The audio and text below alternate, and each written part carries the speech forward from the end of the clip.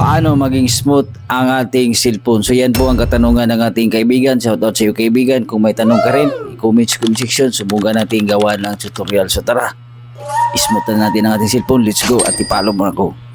Okay, shoutout po sa lahat mga kaibigan. Paki-comment naman kung taga saan kayo para malaman natin kung saan umaabot ang ating video. So ganito lang gawin kaibigan. Base sa experience ko para maging smooth ang iyong cellphone, ay hanapin lang settings ng iyong phone at itap. Sundan mo lang kaibigan. Kung may search dito, i-search mo lang ang reset. Kung wala, hanapin mo lang sa setting ang reset. At kung nahanap mo ang reset, i-okay mo lang. So ang gagalawin mo lang kaibigan, itong reset all settings. Walang ibang gagalawin. Reset all settings. So itap mo itong reset all settings.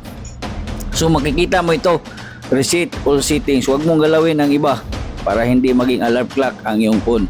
So itap mo lang itong reset all settings. So ilagay mo lang yung screen password mo. So pagkalagay ng screen password mo o fingerprint, pag tinatap mo itong reset, babalik sa bago ang iyong phone.